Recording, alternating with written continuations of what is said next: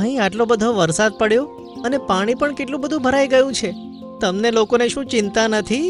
બ્લૂલેન્ડ જંગલમાં બધા સારસ તળાવને કિનારે બેઠા બેઠા વાતો કરતા હતા. ત્યાં જ તેમને સામેથી એક બીજું સારસ આવતું દેખાયું. અમારા જંગલમાં નવો સારસ. હેલો મિત્રો, કેમ છો? અમે તો સારા છીએ ભાઈ. તું કેમ છે? હું પણ સારો છું. બ્લૂલેન્ડમાં તને પહેલી વાર જોયો છે. ક્યાંથી આવ્યો છે? હું પર્પલ લેન્ડથી આવ્યો છું. ઓહ અચ્છા, પણ તું પગેથી ચાલીને કેમ આવ્યો? તું ઉડીને પણ આવી શકતો હતો ને? કદાચ હું ઉડી શક્યો હોત, પણ આ જુઓ મિત્રો. આમ કહીને તેણે પોતાની એક પાંખ તરફ ઇશારો કર્યો જે તૂટેલી હતી. અરે યાર, તું તો એક પાંખથી અપંગ છે. હા, આ જ કારણ હતું કે મારા જંગલમાં કોઈ મારી સાથે વાત નહોતું કરતું, તેથી જ હું અહીંયા આવ્યો છું. ઓહ એમ છે, પણ આ જંગલમાં એવું કશું નથી. અમે કોઈની સાથે ભેદભાવ નથી કરતા. આજથી અમે બધા તારા મિત્રો. તમારા બધાનો ખૂબ ખૂબ આભાર. તે દિવસથી તે ત્યાં રહેવા લાગ્યું અને બધા તેની સાથે સરસ વાતો કરતા હતા. જ્યારે બધા સારસ ફરવા જતા ત્યારે તે વખતે તે સારસ બીજા જાનવરો સાથે પોતાનો સમય પસાર કરતું. એક દિવસ હવામાન બદલાયું અને વરસાદ આવ્યો. મુશળધાર વરસાદમાં બધા જાનવરોએ જેમ તેમ કરીને પોતાનો જીવ બચાવ્યો. જ્યારે વરસાદ રોકાયો અને બધું શાંત થઈ ગયું ત્યારે જંગલમાં ઘણું બધું પાણી ભેગું થઈ ગયું હતું.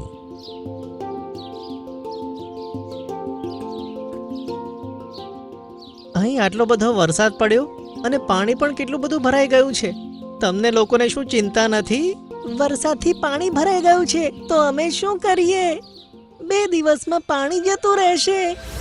સારસે જેટલા પણ જાનવરો સાથે વાત કરી તેને આ રીતનો જ જવાબ મળ્યો. હવે તેને ખબર પડી ગઈ હતી કે જંગલમાં બધા જાનવર ખૂબ જ બેદરકાર છે. એક દિવસ સવારે સવારે તે નદી કિનારે ગયો અને જાતે જ ખોદવાનું કામ શરૂ કર્યું. તે પોતાની ચાંચ વડે જમીન પર મારતો અને ઉખડેલી માટીને પોતાની પાંખોથી ખસેડી દેતો.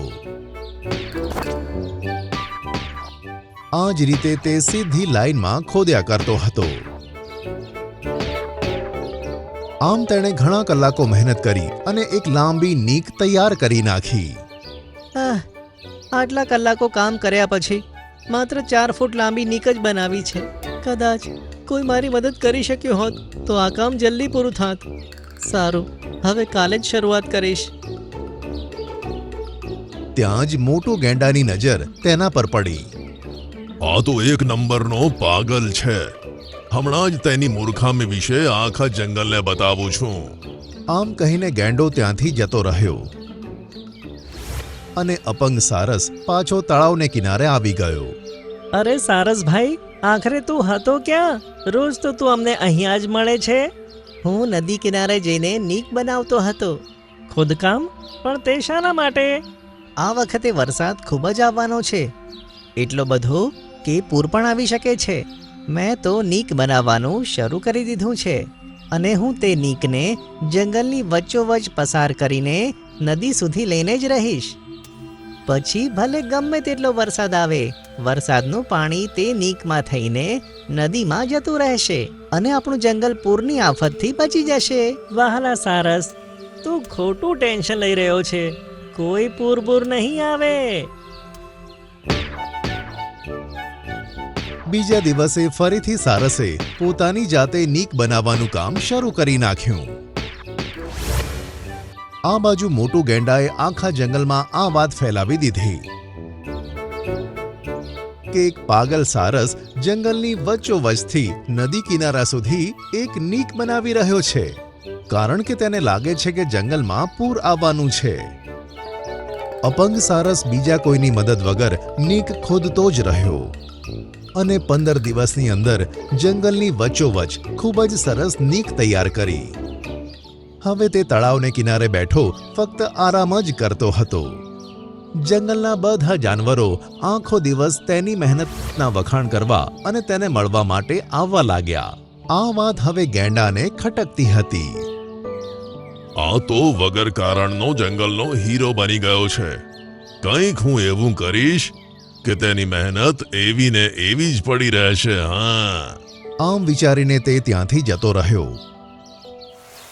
બીજા દિવસે વરસાદ શરૂ થઈ ગયો હતો. તેના કારણે બધા સારસ ફરવા પણ નહોતા નીકળ્યા. પણ બધા જાનવરો નિશ્ચિંત હતા કે આ વખતે જંગલમાં પાણી નહીં ભરાય. પણ જ્યારે તેઓએ જોયું કે જંગલમાં પાણી તો ખૂબ જ ઝડપી ગતિએ ભરાઈ રહ્યું છે, ત્યારે બધા ભેગા મળી તે અપંગ સારસની પાસે ગયા. સરસ, તે તો પાણી નીકાળવા માટે નીકનું ખોદકામ કર્યું હતું. એનાથી ઊંધું પાણી ઝડપથી ભેગું થઈ રહ્યું છે. આવું કેવી રીતે થઈ શકે? મેં તો ખૂબ જ સરસ નીક બનાવી હતી. પાણી રોકાવાનો તો સવાલ જ નથી. ત્યાં જ વરસાદ વધુ વરસ્યો અને જંગલમાં પૂર આવવાની શરૂઆત થઈ ગઈ. ગેંડાની ગુફા તો ઊંચાઈ પર હતી, તેમ છતાં પણ તેની ગુફામાં અડધું પાણી ભરાઈ ગયું અને ગુફાનું અડધું મોઢું પાણીમાં ડૂબી ગયું. બધા જાનવર અપંગ સારસની સાથે એક મોટા ટેકરા પર જમા થયા. પાણી ખૂબ જ ઝડપથી વધી રહ્યું હતું. ફક્ત એક હાથી જ હતો કે જેની ગરદન સુધી પાણી આવ્યું હતું અને તે ચાલી શકતો હતો. તેની પાછળ પાછળ મોટું ગેંડો પણ ત્યાં પહોંચ્યો. બધી ભૂલ મારી છે. બધી ભૂલ મારી છે. શું થયું મોટો ગેંડા? આમાં તારી શું ભૂલ છે? સારસના વખાણ થતા તેથી મને ઈર્ષ્યા થતી. તેથી મેં નીકમાંથી વહેતા પાણીની વચ્ચે આડું ઝાડ મૂક્યું. મને લાગ્યું હતું દર વખતની જેમ આ વખતે પણ પાણી 2 દિવસ માટે ભરાશે. પણ આ વખતે એવો વરસાદ પડ્યો કે મારી ગુફા પણ અડધી ડૂબી ગઈ. તારી ઈર્ષ્યાએ તો આખા જંગલને બરબાદ કરી નાખ્યું. એનાથી તને શું ફાયદો થયો મને કહેતો? મને માફ કરી દો સારસભાઈ અને હાથીભાઈ. પ્લીઝ મારી સાથે ચલો અને પેલું ઝાડ હટાવવામાં મદદ કરો. બધા જાનવર તે જ ટેકરા પર ભેગા થયા અને રામુ હાથી સાથે મોટો ગેંડો જતો રહ્યો. તેમણે જોયું કે નીક જે 2 ઝાડ વચ્ચેથી વહી રહી હતી ત્યાં જ એક ઝાડ તૂટીને પડ્યું હતું. ચલો રામુ હાથી, મને આ ઝાડને હટાવવામાં મદદ કરો. રામુ હાથીએ જેવું તે તૂટેલું ઝાડ હટાવ્યું કે તરત જ બધું પાણી નીકમાંથી પસાર થતું નદીમાં જતું રહ્યું. થોડી જ વારમાં જંગલનું બધું પાણી નદીમાં જતું રહ્યું.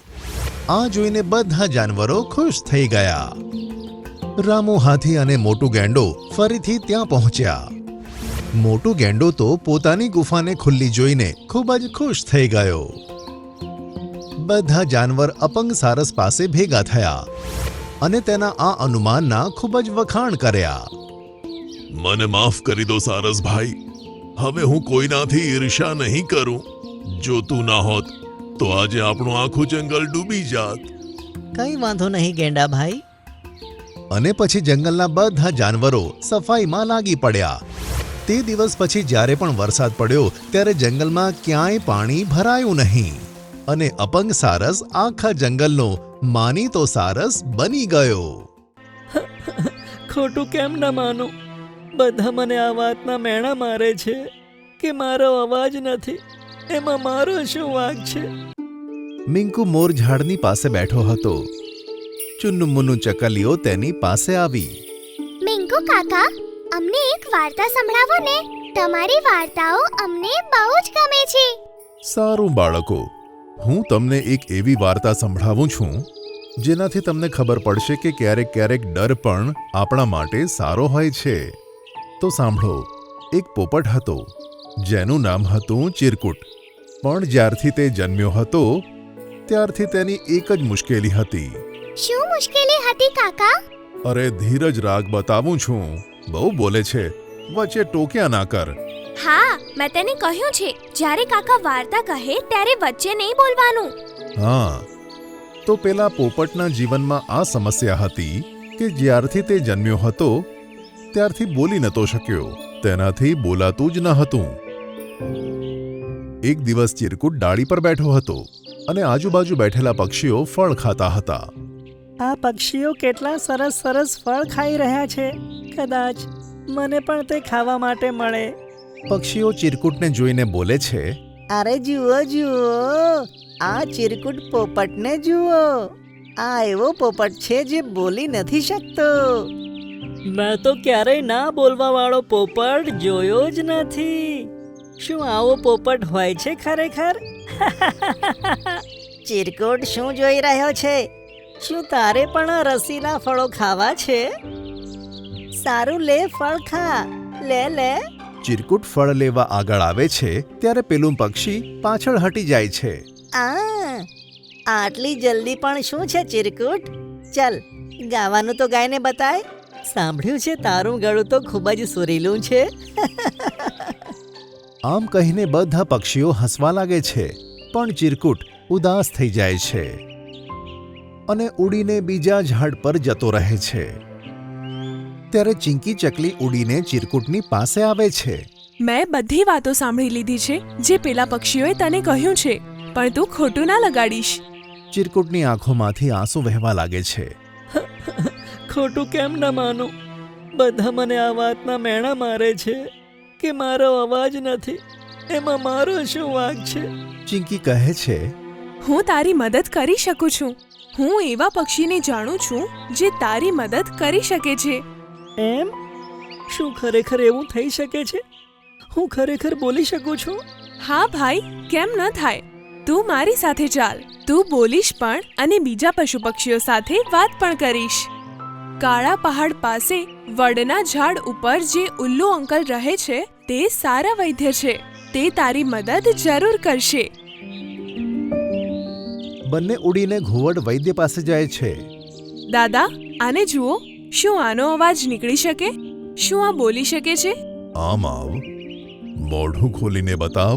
ચિરકુટ તેનું મોઢું ખોલીને દાદાને બતાવે છે. ત્યારે ઘુવડ કહે છે, આનો અવાજ એટલા માટે નથી આવતો કારણ કે તેને આજ સુધી બોલવાનો પ્રયત્ન પણ નથી કર્યો. તેનું ગળું અને જીભ તો બરાબર છે, પણ જામ થઈ ગયા છે. દાદા, આના મમ્મી પપ્પા નાનપણમાં જ જતા રહ્યા હતા. બાકી પોપટોએ આને તેમની સાથે ના રાખ્યા. તેથી જ આ બોલવાનું નહીં શીખ્યો હોય. કદાચ કાકા તેથી જ આણે બોલવાનો પ્રયત્ન નહીં કર્યો હોય. નાનપણમાં કોઈએ બોલવાનું નથી શીખવાડ્યું, તેથી જ આવું છે. તેનો ઈલાજ કરવા માટે કાળા સેતુર અને કાળા જામફળની જરૂર પડશે, જે તારે લઈને આવવાનું રહેશે. હા, તમે તેની ચિંતા ના કરો, હું તેને લઈને આવીશ. ના ના, જેનો ઈલાજ કરવાનો છે તેણે જ કાળા સેતુર અને જામફળ લાવવાના રહેશે. પણ કાકા, તેનું ઝાડ જે જગ્યાએ છે ત્યાં કાગડાઓ રહે છે અને તે ખૂબ જ ક્રૂર છે. બીજા પક્ષીઓને હેરાન કરે છે. પણ તેને તો ત્યાં જ જવું પડશે, બીજો કોઈ રસ્તો નથી. ત્યારે ચિરકુટ ઉડતો ઉડતો કાળા સિતુરના ઝાડ તરફ જાય છે. ઉડતા ઉડતા તે વિચારે છે, આ કેવી મુસીબતમાં નાખી દીધો છે. મને તો કાગડાઓથી બહુ બીક લાગે છે અને હવે તેમનો જ સામનો કરવો પડશે. ઝાડ પાસે પહોંચીને અરે, લાગે છે કે કોઈ કાગડો ત્યાં નથી. જલ્દીથી હું સેતુર તોડીને આવું. ચિરકુટ તેની ચાંચમાં 2-3 સેતુર દબાવી લે છે અને જેવો પાછળની તરફ ફરે છે તેવો તેને કાગડાઓ ઘેરી લે છે. ગૂંગા પોપટ, શું હાલ છે? શું તું ચોરી કરવાનું પણ શીખી ગયો? ચિરકુટ કશું જ કહ્યા વગર ઉડવા લાગે છે. ત્યારે કાગડાઓ તેનો પંજો પકડીને કાળી ગુફા તરફ લઈ જાય છે અને દરવાજો બંધ કરી દે છે. અંધારામાં ચિરકુટ ડરી જાય છે.